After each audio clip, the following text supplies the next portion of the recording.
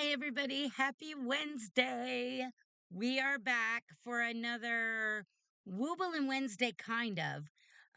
Every other week, instead of regular Wooblin Wednesday, we are doing Wooblin Wednesday Memphis Mini Make style. Yes, our friend Sam over at Memphis Mini Makes, she joined along with Wooblin Wednesday. She earned her patch, her Amigurumi Master patch. She moved right along over to picking a book off of her shelf of her massive crochet book library. if she I have never seen her library, but I can only imagine. I know I have a lot of books. I can only imagine. So she decided she was going to start a little um makes kind of thing and work from one of her book because she's been making little minis for her nephews. And one of the books that she had on her shelf was this book right here, Mini Amigurumi Made Easy. And she had already used the book once during Wooblin Wednesday because Patricia actually used one of these as one of her Wooble projects. And that was Lily the cat on page 24, right there. So she decided she'd already made one. Why not make some more? She'd been there, done that, earned the merit badge patch, moved along into Manfa's Mini Makes, and she started working out this book. Her goal is to do one every other week. Her week off from this, she does her spinny wheel. And then the following week, she does this. So if you join in with her because you have this book or you want to get the book, you only have to make one every 2 weeks. And I got a late start because I had a lot of other stuff going on. And I finally told myself I needed to sit down, get caught up, because if I kept putting it off, trying to finish some more things, that by the time I would actually get started, they would be about done with the book. So I hurried it up and played catch up. And now I'm to the point where I only have to make one every 2 weeks. Yes. So what did we make for the last 2 weeks? Well, last time, 2 weeks ago, when she did her random selection for whatever critter we were doing, and we've already done. She's not counting Lily in this because it was already done in past Manfa life in the Woobles. Um, but I went ahead and made Lily so that when we finish this book, I can actually say I did finish the book. You get it, right? I didn't want to leave one hanging. Lily had to be made. So we've done a 12. If I count Lily, that's 13, but technically 14 because Mr. Duck had a Mrs. Duck. So, without counting Lily, she's done 12 random picks for a total of 13. And what was the last one that got picked? Well, it was I'm not a person that enjoys this critter, but I tried to make it. I dug through my scraps and I found some pretty cheerful colors so that I could make it look cute and fun so that I could get over my phobia. If you've been around a while, you might know what it is. Yeah, it was Alex the snake. I don't do snakes. I just don't. So, Alex the snake has love for bread. While most snakes hunt for mice, Alex slithers to the local bakery, patiently queuing and waiting until it's his turn to order. He loves whole wheat and sourdough bread, but he won't say no to a brioche or a focaccia. And when the day is really getting him down, he'll get a chocolate croissant as well. because there's nothing that buttery flakiness can't solve. That's Alex's story. He loves bread. Oh, maybe I should have read that before I made it, and I could have made a little loaf of bread or a croissant, a chocolate croissant. So, what did my Alex end up looking like? I'm going to turn this light on right here. We're getting a lot of cloud cover. We got storms moving in, and we've been put under a flash flood watch or flood watch through Sunday, I think. And that will be past Missy from when you're seeing this because I'm filming early. I'm filming past Missy is filming on Friday so I can get this done and out of the way because I have Alex done. So, what did my Alex look like? Like I said, I was using little smidgy bits of scrap balls. I'm trying to get them used up. I'm using a lot of the scraps that are just little tiny ones sitting in bags and boxes and totes and all of that. And most of it doesn't even have labels. Um, but I think part of this is from, do I even have any here? I think part of it is from leftovers from one of these, maybe. I could be wrong. Maybe not. And then I think some of the rest is maybe from some of this Red Heart Super Saver Retro. I'm not going to pull it out because it's got other skeins on top. But I think because that's what it looks like. So, can you imagine what this snake looks like? Yeah. She starts off with the fluorescent glowing yellow, goes down into that green, fluorescent green, and then goes into that Red Heart Super Saver Retro in that brightish, almost neon pink, down into a purple. And then the orangey bit I used to make the little spots on my snake. And I did add the wire so we can pose her any way we want. Um, I'm not a snake person, and she's sticking her tongue out because she's like on you for not liking snakes. I have many good reasons. Um, I understand people will tell me that they all have a purpose in nature. I've had some pretty traumatic events with one was a poisonous snake, a rattlesnake, when I was 3 or 4. And then years ago when we were living out in Kansas and I decided I was bored and I needed a part-time job. I started working at a pet store, a very bougie pet store, I should say. Um, and somebody dumped a what was that snake? Albino Burmese python. It had gotten too much. That pet store was known for so people wouldn't dump like kittens and things like that. Um, People whose cat had had kittens could bring the kittens once they were of age and of weight. They could bring them into the pet store. We would check them over. And if they were of age and of weight, we would give them $20 in store credit per kitten. They could spend that credit on the mama cat, and we would take possession of the kittens.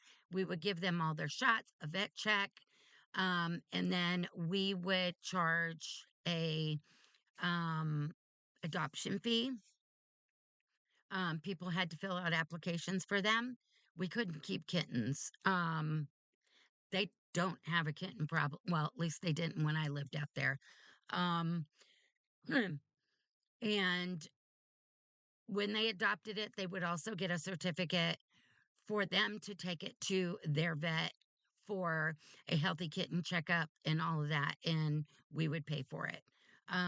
So basically, we were paying out more in care for the kittens than what we were getting in the adoption fees.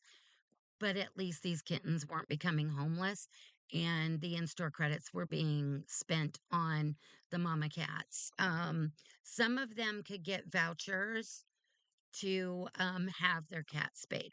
So at that point in time, I wish they did stuff like that here, but they don't.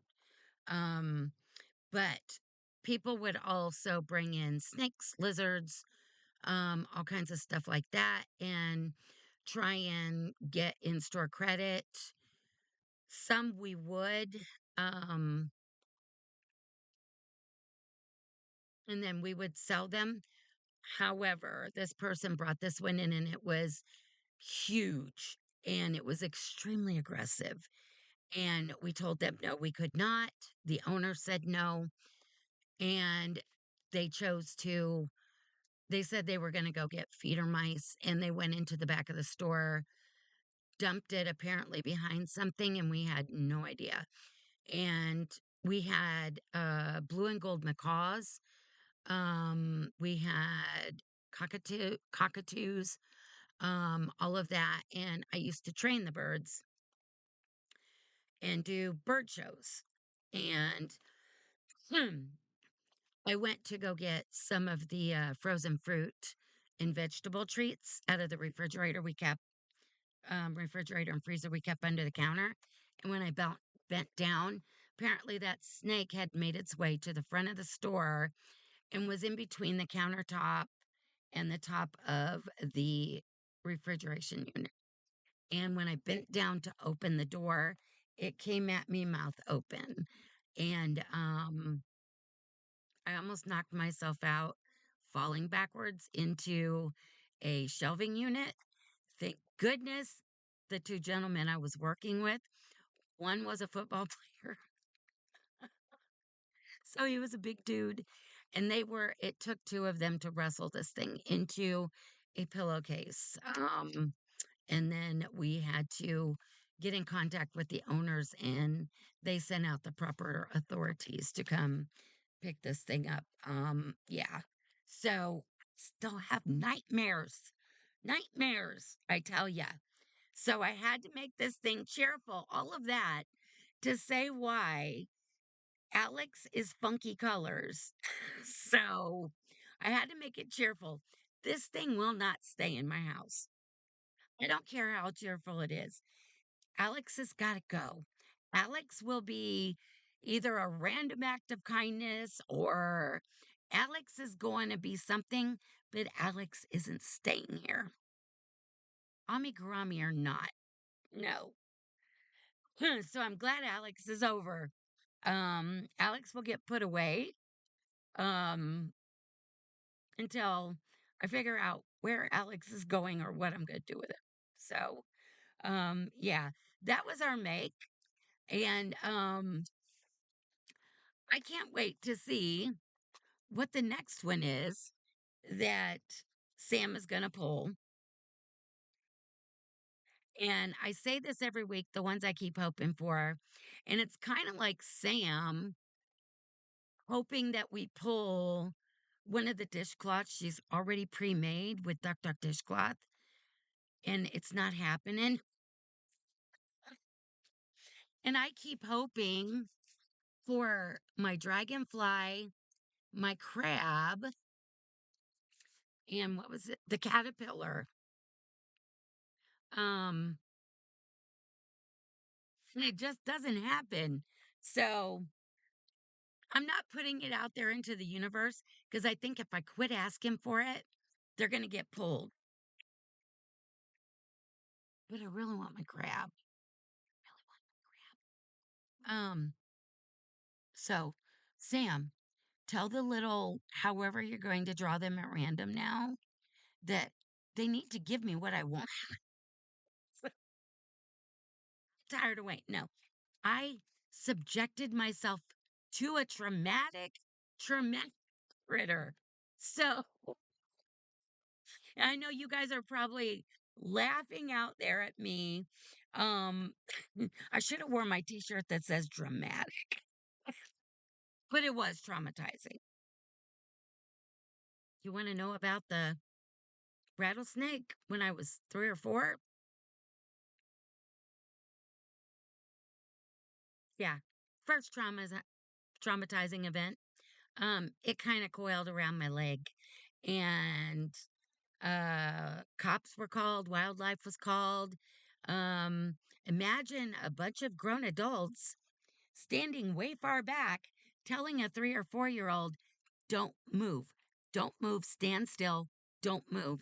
They were trying to get me to not move so I wouldn't get bit, hoping it would uncoil from my leg and slither off so they could go grab me.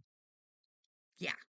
Um, because I went to go get in my little kiddie pool in the backyard, and it decided it was going to wrap around my leg before I got in the pool. I was very lucky, very lucky. I did not get bit. So that was traumatizing event number one. And then that was the rattlesnake. And then the albino Burmese python, ginormous. Um, it was like anaconda coming at your face from that. Yeah. I can't remember how many, I think it was 5.5 feet long, and I'm 5'4". So it was as long as me. So you can imagine. And it was very aggressive. So I'm lucky it didn't get my face. Um, it almost did that far. So traumatizing event number two. So I don't do no stinking snakes ever. So, oh my gosh. That's why cheerful colors. Alex is pretty. Um, and I keep turning him the other way. So I'm not looking at his face. And like I said, I will figure out where Alex shall be real too, because I'm not keeping Alex. No, not. n- Just say no. So I guess with that, I'm gonna let you guys go so I can head on over and check out Manfa's mini makes and see which is the next victim in the book that we're gonna be doing. Like I said, dragon, caterpillar, um, one of them. But also there's a little whale, and those are the only two I think. Because Luna is lonely. She needs her little sea friends. So I need the little crab or the little whale.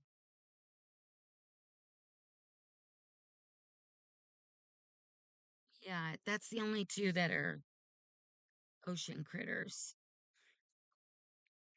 Well, there's a seal too. I didn't even think of that. But I want that crab or that dragonfly. Come on. Come on. I've been waiting patiently, and we're almost halfway through the book. I think we are halfway through the book. We are. I think, yeah, we are halfway through the book. So if it doesn't come tomorrow or today, it will come at some point. So with that, I really am going to say goodbye. I don't want to take up any more of your time about some traumatizing snake makings over here. So if you haven't seen Sam's video to see which one we're doing next, head on over there. Come on, you guys can walk with me. We'll go together. Grab your drink. Let's go. Let's go see Sam. I love you guys bunches, and I will see you in the next one. Bye for now.